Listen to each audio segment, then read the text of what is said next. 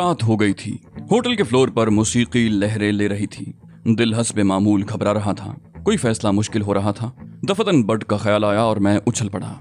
Bird जिसका ताल्लुक तंजीम से नहीं था, जो एक बेलौस मुखलिस दोस्त था, जिसने तहजीब के कातिल को गिरफ्तार किया था। मैं अपनी ज़हनी उलझनों में बर्ड को फरामोश कर बैठा। वो भूलने की चीज नहीं था। गलती हो गई, वाकई गलती हो गई। मैं उठ गया। गो खासी रात हो गई थी और इतनी रात गए अस्पताल जाने की कोई तुक नहीं थी, लेकिन मैं खुद को बाज न रख सका और फिर एक टैक्सी ने मुझे उस अस्पताल पर उतार दिया।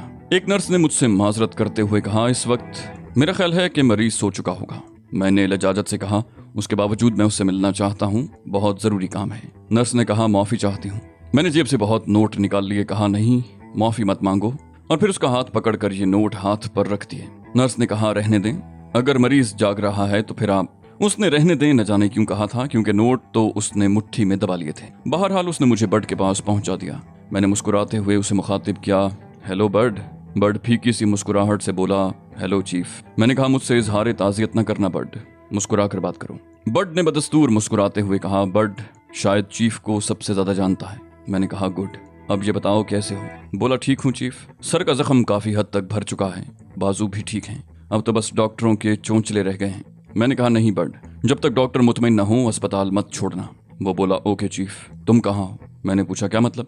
बोला, सब लोग मुझसे मिलने आते हैं, तुम्हारे बारे में पूरी तफसील मुझे मालूम है। मैंने कहा, एक होटल में हूँ, उन्हें कुछ न बताना। बर्ड ने पुरएतमाद लहजे में कहा, ओके चीफ। मैंने पूछा, क्या कहते हैं लोग? वो बोला, हर शख्स शर्मिंदा है। मैंने भी उनसे यही कहा कि चीफ की हैसियत के मुताबिक इंतजामात नहीं किए गए। सब जानते थे कि चीफ के दुश्मन इस वक्त झुलस रहे हैं। वो हर वो कदम उठाएंगे जिससे चीफ को नुकसान पहुंचे। उन्हें ये सब कुछ कम से कम बैरूत में नहीं करना चाहिए था। मैंने हैरत से कहा, क्या मतलब? वो बोला, मतलब यही चीफ के दुश्मन ने तुम पर कारी वार कर दिया। मैं चौंक पड़ा, दुश्मन ने? वो बोला, तो और क्या, दोस्त ने। मैंने कहा, क्या उन लोगों ने तुम्हें एहतिशाम असगरी के बारे में नहीं बताया? वो बोला, बताया है चीफ, उसने जो कुछ बताया है वो भी मुझे मालूम है, लेकिन तुम्हारा क्या ख्याल है? क्या मैं उसके बयान से मुत्तफिक हूँ? मैंने कहा, मैं समझा नहीं बर्ड, तुम क्या कहना चाहते हो? वो बोला, क्या तुमने उसकी बात पर यकीन कर लिया है चीफ? मैं जानता हूँ तुम्हारी सोच इतनी कच्ची नहीं है, बर्ड ने कहा, और मेरा दिमाग चकरा गया। मैं फटी फटी आंखों से बर्ड को देखता रहा। मैंने कहा, खुलकर बात करो बर्ड। वो बोला, एहतिशाम असगरी ने जो कहानी सुनाई है मुझे वो हकीकत पर मबनी नहीं लगती। मानता हूँ कि वो फलस्तीनी है, मानता हूँ कि वो शतीला कैंप में रहता है, लेकिन चीफ उसकी कहानी झूठी हो सकती है। क्या फलस्तीनी कैंपों में शादियां नहीं होती? क्या फलस्तीनी बाशिंदे जरूरियात जिंदगी से किनारा कशी इख्तियार कर चुके हैं? नहीं चीफ, सब कुछ जारी है, सब कुछ हो रहा है। शादियां भी होती हैं, क्लब और कैफे भी आबाद होते हैं, बच्चे भी पैदा होते हैं। सिर्फ तुम रह गए थे तन्हा, जिसकी शादी उसे नागवार गुजरी। मुझे उसकी कहानी फ्रॉड लगती है, 100% फ्रॉड। मैंने कहा, लेकिन बर्ड? वो बोला, तहजीब मैल्कम एक्स उन लोगों की वहशत और उन लोगों की हिमाकत का शिकार हो गई चीफ, लेकिन तुम जैसा शख्स हकीकत का खोज लगा सकता है। एक फलस्तीनी बाशिंदे की मुनीबा का खोज लगा लो, तुम हकीकत की तह तक पहुंच जाओगे। मैंने कहा, लेकिन वो फलस्तीनी है। बर्ड ने कहा, वो इंसान भी है चीफ, और एक माकूल रकम अच्छों को भटका सकती है। मैं अगर ठीक होता चीफ तो अपना काम शुरू भी कर चुका होता। मैंने सिरे से उसकी कहानी तस्लीम नहीं की है, कतई नहीं। मेरे जहन में वो मंजर है चीफ जब वो गोली चलाकर भाग रहा था। अगर वो एक मोहब्बत करने वाला होता तो खौफजदा होकर फरार होने की कोशिश न करता। वहीं मजमे में कहता कि जलते हुए बैरूत के बेखानमा ये अय्याशियां बर्दाश्त नहीं कर सकते। वो एहतजाजन ये इकदाम करके जान दे रहा है और उसकी मोहब्बत अमर हो जाती। अपनी महबूबा की मौत के बाद एहतजाजन किसी दूसरे की महबूबा को कत्ल करके उसे अपनी जान बचाने की फिक्र थी। कमाल का आशिक है।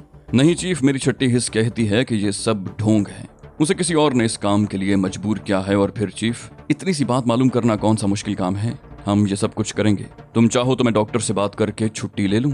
मेरा दिमाग साएं साएं करने लगा। वाकई बर्ड के अल्फाज एक नई फिक्र बेदार कर रहे थे। क्या वो सच कह रहा है? क्या तहजीब के कत्ल के पसे पर्दा कुछ और हाथ हैं? बर्ड ने वाकई दिमाग की चोलें हिला दी थी। मैं बहुत कुछ सोच रहा था। क्या वाकई ये कोई और साजिश हो सकती है? क्या ये सब कुछ सिर्फ इसलिए नहीं हुआ कि फलस्तीनी नौजवान की महबूबा उससे छीन गई? इसमें किसी और का हाथ है? अगर ऐसी बात है तो मुझे हकीकत मालूम होनी चाहिए। एहतिशाम असगरी से मुलाकात किए बगैर ये मुमकिन नहीं था, लेकिन एहतिशाम असगरी। मैंने कहा, बर्ड, तुम्हें उस नौजवान के बारे में मालूमात हासिल करना होंगी। बर्ड ने कहा, मैं खुद भी यही इरादा रखता हूँ चीफ। मैंने पूछा, क्या मतलब? वो बोला, बर्ड के भी कुछ फराइज हैं। मैंने तुम्हारी मातहती सिर्फ इसलिए तो कबूल नहीं की थी कि तुम एक नरम दिल इंसान हो और मातहतों को मातहत समझने के कायल नहीं हो। मेरा मतलब समझ रहे हो चीफ? मैंने गहरी सांस लेकर कहा, हाँ हाँ बर्ड, वो बोला मैं उसका खोज निकाल लूंगा चीफ, उसकी पूरी कहानी मालूम कर लूंगा, लेकिन इस दौरान मुझे तुम्हारी तरफ से इत्मीनान होना चाहिए। मैंने पूछा कैसा इत्मीनान? बर्ड अजीब सी निगाहों से मुझे देखता रहा, उसने कोई जवाब न दिया। मैंने दोबारा पूछा कैसा इत्मीनान बर्ड? वो बोला तुम खुद को संभाले रखोगे चीफ। मैंने कहा हाँ बर्ड, संभालना ही होगा, मैं अब ठीक हूँ, जो कुछ हो चुका है उसकी तलाफी मुमकिन नहीं है, और जाहिर है मैं खुदकुशी तो नहीं करूंगा। आज भी मेरे दिल में उन लोगों के लिए प्यार है, जो कसूर करता है सजावार भी वही होता है, यही कानून कुदरत है, दूसरे लोगों का तो इसमें कोई हाथ नहीं। वो बोला बस चीफ, बर्ड की यही ख्वाहिश है। चुनाचे बर्ड की तरफ से अस्पताल की छुट्टी। मैं अस्पताल से निकल आया और आइंदा मुलाकात के बारे में सोचने लगा। बर्ड ने मेरे जहन को एक नई रोशनी दी थी। गद्दार हर जगह पाए जाते हैं, जरूरत इंसान को गिरी से गिरी हरकत पर मजबूर कर देती है। मुमकिन है इस साजिश के पस पर्दा कोई गहराई हो, मुझे इन लोगों से बदजन करने की कोशिश की गई हो। माजी में भी ऐसा हो चुका था, और अब भला कोई क्यों चाहेगा कि मैं एक बार फिर इन लोगों से मुंसलिक हो जाऊं। लेकिन इस बार दफतन मेरे जहन में चिंगारियां भर गईं। अपने मजमूम मकासिद की तकमील के लिए मेरे दुश्मनों ने अगर ये चाल चली है तो खुदा की कसम इस बार मेरे इंतकाम की शक्ल बदली हुई होगी। मेरी आंखें खून उगलती रहीं। एहतशाम असगरी ने तहजीब को कत्ल कर दिया था, वो सब उसकी जान के दर पे थे, लेकिन मैंने उन्हें मना कर दिया, सिर्फ इस ख्याल के तहत कि वो दिल जला था, गम रसीदा था। लेकिन अगर वो साजिशी है तो वक्त गुजरता रहा। बट से दूसरे दिन मुलाकात हुई। वो अस्पताल से निकल आया था। उसने कहा चीफ, मैंने एहतशाम असगरी के बारे में मालूमात हासिल कर ली हैं। मैंने पूछा क्या रिपोर्ट है बट? वो बोला वो शतीला कैंप का ही बासी है, लेकिन चीफ मुनीबा का कोई वजूद नहीं है। उसके बहुत करीबी दोस्त भी मुनीबा के बारे में कुछ नहीं बता सके, बल्कि उसके बारे में कुछ और भी मालूम हुआ है।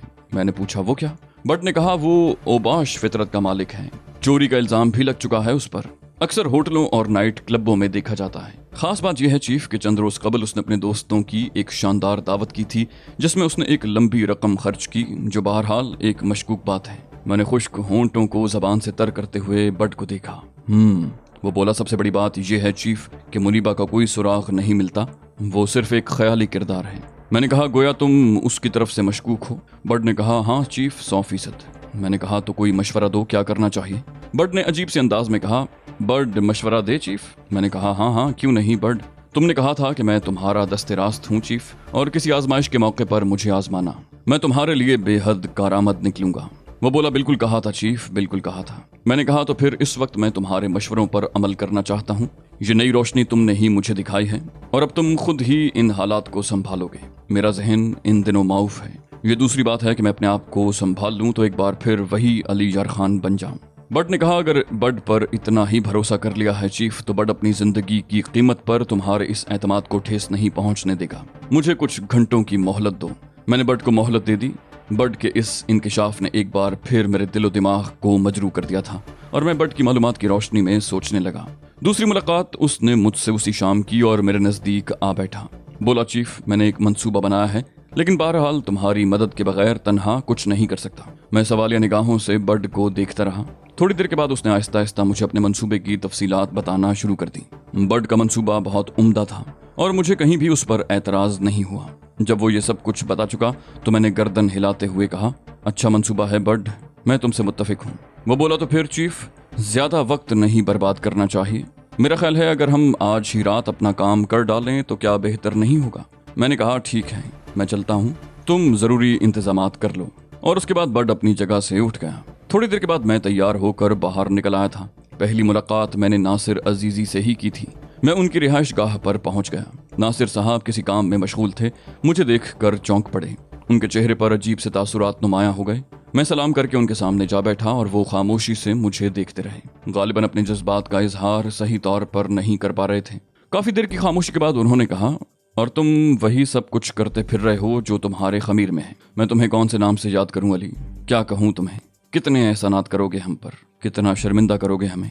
मैंने कहा मैं नहीं समझा नासिर साहब। वो बोले शतीला कैंप में उस मुखय्यर और नेक दिल इंसान के नाम का चर्चा है जिसने बेपनाह दौलत खर्च करके उन लोगों के आराम का बंदोबस्त किया है।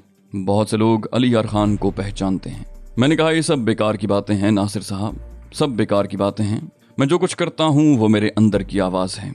ना मैं किसी पर एहसान करता हूँ, ना मैं किसी पर एहसान लादना चाहता हूँ।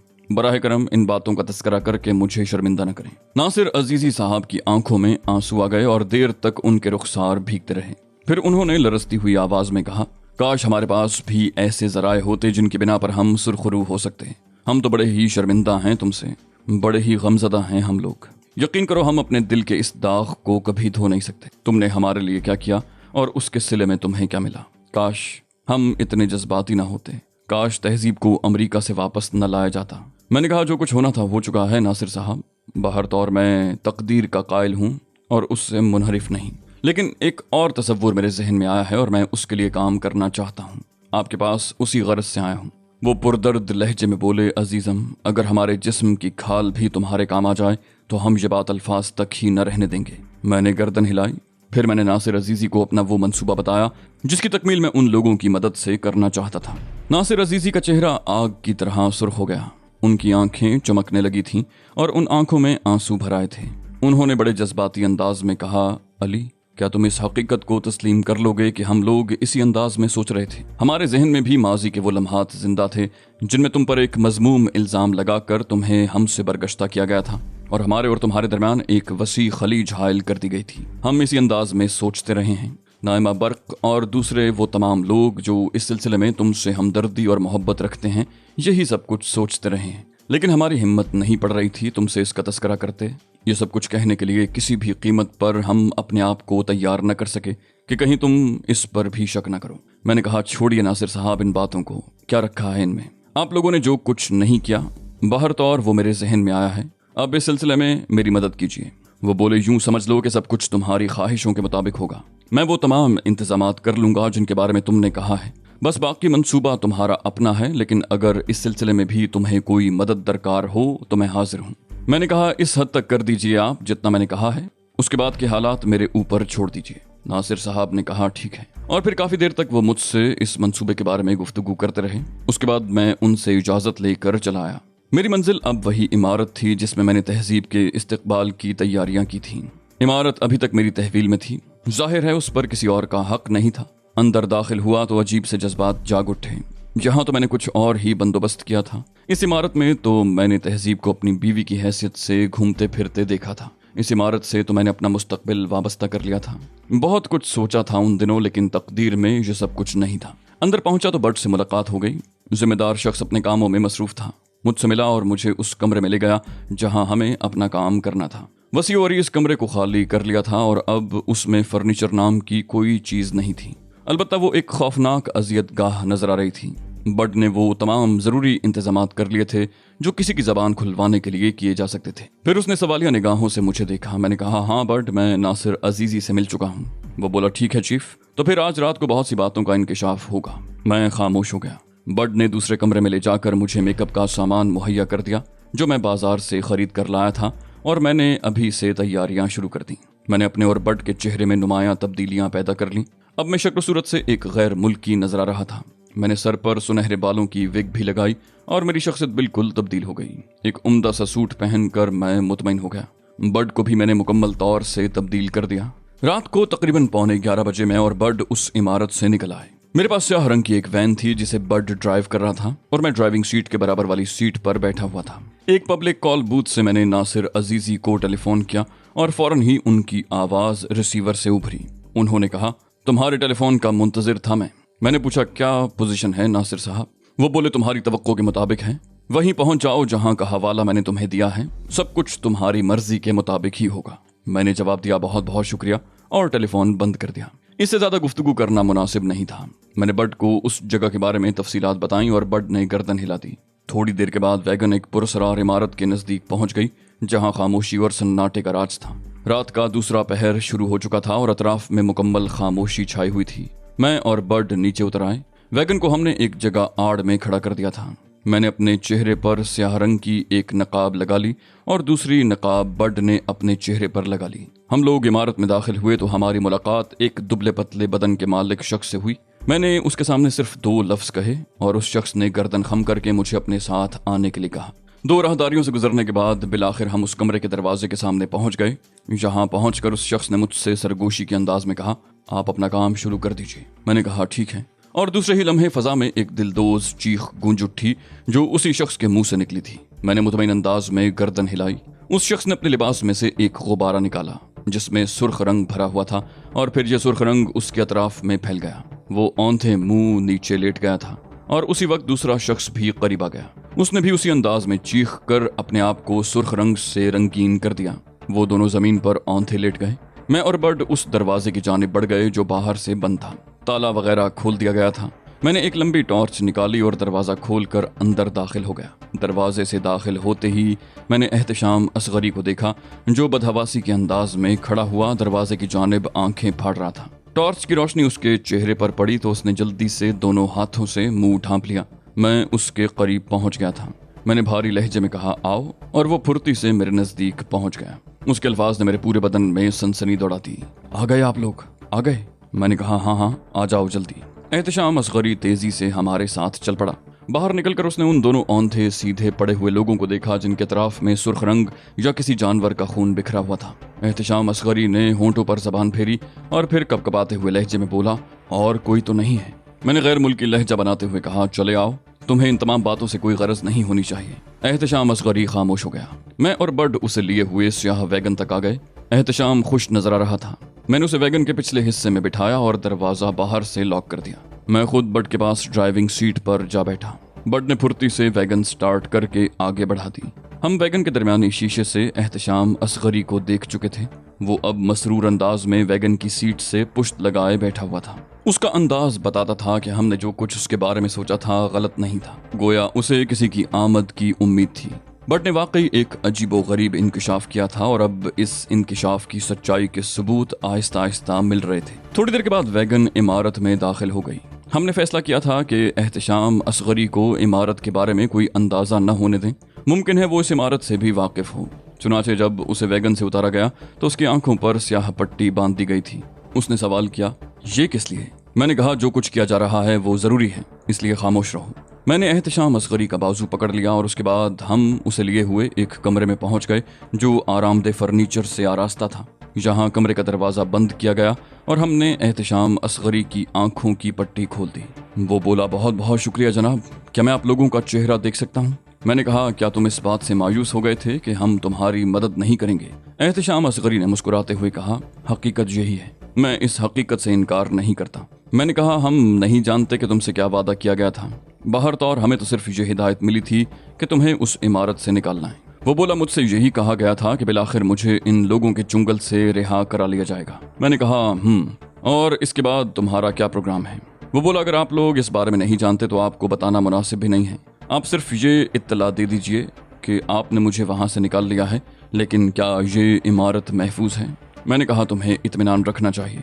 वैसे मुझसे ये कहा गया है कि मैं तुम्हें संभालूं और तुम्हारी जो ज़रूरियात हों वो पूरी कर दूं। वो बोला, ओह, गोया आपको ही मेरा बकिया काम भी करना है। मैंने कहा, हाँ। वो बोला, तो फिर मुझे यहाँ से लंदन भिजवा दीजिए। आप जिस तरह भी चाहें इंतजामात करें। मुझसे यही कहा गया था कि मुझे मेरी पसंदीदा जगह पहुँचा दिया जाएगा। मैंने अपनी लहजे की गुर्राहट को बमुश्किल तमाम दबाते हुए कहा, तो फिर आओ, मैं तुम्हें तुम्हारी पसंदीदा जगह ले चलूँ। अब मुझे इस बात में कोई शुबा नहीं रह गया था कि ये सब कुछ एक सोची समझी साजिश थी। बर्ड का कहना बिल्कुल दुरुस्त था। मैंने उस शख्स को साथ लिया और फिर हम उस अजियतगाह में पहुंच गए जो बर्ड ने तैयार की थी। इलेक्ट्रिक की अंगीठी पर सलाखें गर्म हो रही थीं। अतराफ में अजियत रसानी के बहुत से आलात मेज पर सजे हुए थे। उस कमरे में दाखिल होने के बाद मैंने और बर्ड ने चेहरे से नकाब उतार ली। एहतशाम असगरी हैरान निगाहों से चारों तरफ देख रहा था और फिर शायद वो सब कुछ समझ गया और उसका रंग जर्द हो गया। मैं और बर्ड खामोशी से एक दीवार से टिके हुए उसे देख रहे थे। उसने सवाल किया, ये सब क्या है? मैंने कहा, अभी इस बारे में तुम्हें बता दिया जाएगा एहतशाम असगरी, 1 मिनट रुक जाओ। उसके बाद मैंने अपने चेहरे से मेकअप उतार दिया। एहतशाम असगरी चुंधियाई हुई निगाहों से मुझे देख रहा था। कमरे में तेज रोशनी फैली हुई थी। दूसरे लम्हे मैंने उसे चकरा कर जमीन पर बैठते हुए देखा। उसने मुझे पहचान लिया था। अब वो जमीन पर बैठा फटी फटी निगाहों से मुझे देख रहा था। मैंने कहा, तो तुमने मुझे पहचान लिया है? वो बोला, मैं कुछ नहीं जानता। कौन हो तुम? ये सब क्या है? क्या है ये सब? तुम सब लोग कौन हो? मुझे यहाँ क्यों लाए हो? और ये? उसका लहजा कपकपा रहा था, लेकिन मेरी आंखों में अब खून ही खून था। ये मेरी तहजीब का कातिल था। ये मेरे मुस्तकबिल का कातिल था। इसने मुझसे तमाम खुशियां छीन ली थी। बट खामोशी से उसी गोशे में खड़ा रहा। मैंने असगरी को गिरबान से पकड़कर उठाया और खड़ा कर दिया। अब तुम मुझे ये बताओ कि वो कौन लोग थे जिन्होंने तुम्हें तहजीब के कत्ल पर आमादा किया? वो बोला, कैसा कत्ल? क्या कह रहे हो तुम? मेरी समझ में कुछ नहीं आ रहा। ओह, मेरा दिमाग चकरा रहा है। वो एक बार फिर जमीन पर ढह गया। मैं इत्मीनान से आगे बढ़ा और इलेक्ट्रिक की अंगीठी पर रखी हुई सलाख उठाई जो गहरी सुर्ख हो रही थी। मैंने कहा, सुनो, मैं नहीं चाहता कि मैं तुम्हें इस अंगीठी पर भून दूं। चुनाचे अगर अपनी सलामती चाहते हो तो बिल्कुल साफ अल्फाज में ये बताओ कि वो कौन लोग थे जिन्होंने तुम्हें इसके लिए आमादा किया। वो बोला, मैं कुछ नहीं बताऊंगा, मैं कुछ नहीं जानता। तुम मुझसे कुछ नहीं पूछ सकते। कोशिश कर लो, जला दो मुझे, खाक कर दो मुझे, मैं जबान नहीं खोलूंगा। उसने कहा और मैंने सलाख उसके पैरों के पंजे से लगा दी। उसकी दिलदोज चीख गूंज उठी और वो जमीन पर तड़पने लगा। मैंने उसको 2-3 जगह से दाग दिया। वो हैबतनाक आवाजों में धाड़ने लगा, लेकिन मैं उसका पीछा नहीं छोड़ रहा था। मैंने कहा, तुम इस अजियत से सिर्फ इसी सूरत में बच सकते हो एहतशाम असगरी, कि सच बोल दो। वो बोला, सुनो सुनो सुनो तो सही, मेरी बात तो सुनो। मैं कुछ भी नहीं जानता, यकीन करो मैं कुछ नहीं जानता। मैंने कहा, मैं तुम्हें ऐसी ऐसी अजियतें दूंगा एहतशाम के शायद इस रूए ज़मीन पर किसी ने किसी को इतनी अजियत न दी हो।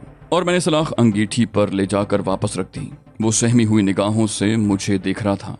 तब मैं आगे बढ़ा और उसकी कमीज का गिरबान नीचे तक फाड़ दिया और उसके बाद मैंने उसके बदन से ऊपरी लिबास अलहदा कर दिया। फिर मैंने जेब से एक छोटा सा कलम तराश निकाला और इत्मीनान से उसके सीने पर एक लंबी लकीर लगा दी। वो एक बार फिर धाड़ा और उसने पीछे हटकर दीवार से टिकने की कोशिश की।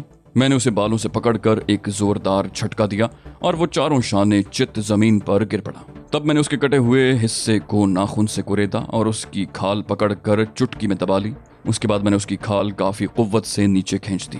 एहतशाम असगरी पागलों की तरह मुझे भंबोड़ने लगा, लेकिन उसकी खाल काफी हद तक गोश्त से जुदा हो चुकी थी और वो सीने पर हाथ रख कर तड़प रहा था। मर गया, हाय मर गया। मैंने कहा, अब मैं तेरे बदन के इस हिस्से को पिसी हुई सुर्ख मिर्चों से भर दूंगा और उसके बाद तू अपनी जबान खोलेगा, यकीनन तू अपनी जबान खोलेगा। उसने दफतन एक लंबी छलांग लगाई। बोला, नहीं नहीं, तुम ये नहीं कर सकते, और दरवाजे से जा टकराया। मैं खामोशी से उसे ये कोशिश करते हुए देख रहा था। उसकी जहनी हालत काफी खराब होती जा रही थी। वो दीवारों से टकरा रहा था, अपने आप को पीट रहा था। जिस जिस जगह लोहे की सलाख लगी थी वहां से गोश्त बाहर निकल आया था और उसके पूरे बदन से पसीना बह रहा था। दफतन उसने अंगीठी की जानिब छलांग लगाई और उस पर रखी हुई दोनों सलाखें हाथों में उठा ली।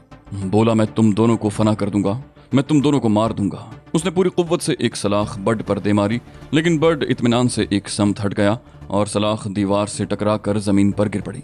दूसरी सलाख को दस्ते से थामे हुए वो खूनी निगाहों से मुझे घूरने लगा और मेरे होंठों पर भयानक मुस्कुराहट फैल गई। मैंने कहा, ठीक है, कोशिश कर। तू वाकई दिल जला है एहतशाम, क्योंकि तेरी महबूबा मर गई थी। इसका इंतकाम तूने मुझसे लिया, तूने तहजीब को हलाक कर दिया। सुन एहतशाम, गौर से सुन, ये कमरा ही तेरा मक्तल बनेगा। तू यहाँ से जिंदा वापस नहीं जा सकता। बेहतर ये होगा कुत्ते कि मुझे उन लोगों के बारे में बता दे ताकि मैं तुझे कोई अजियतनाक मौत न दूं। वो बोला, मैं कुछ नहीं जानता, तुम लोग मुझसे कुछ नहीं मालूम कर सकते। वो पागलों की तरह चीखा और फिर उसने फुर्ती से मेरी तरफ छलांग लगाई। मैंने उसे अपने नजदीक आते हुए देखा और जब उसने सलाख दस्ते से पकड़कर मेरे पेट में भौंकने की कोशिश की तो मैं हट गया। वो पूरी कुव्वत से दीवार से टकराया, सलाख वापस पलटी और उसके पेट से जा लगी। लेकिन मुझे इस बात की उम्मीद नहीं थी कि वो अपनी दीवानगी में जिंदगी से हाथ धो बैठेगा। सलाख उसके पेट में उतरकर पुश्त से बाहर निकल गई थी और वो इस तरह जमीन से ऊंचा उछल रहा था जैसे मौत उसे अपनी गिरफ्त में लेने की कोशिश कर रही हो। जाहिर है जलती हुई सलाख उसके पेट में पैवस्त थी। दूसरे ही लम्हे वो जमीन पर गिरा और उसका मुंह और आंखें खुली रह गईं। बर्ड ने कहा, ओ चीफ, ये इस बदबख्त ने बुरा किया। इसे मरना तो था लेकिन जल्दी मर गया। मैं खामोशी से एहतशाम असगरी को देख रहा था जिसकी आंखें कर्बनाक अंदाज में फटी हुई थीं। मुंह दहशत से खुला हुआ था और चेहरे पर खौफ के आसार मुंजमिद थे। मैंने उसके चेहरे पर थूक दिया।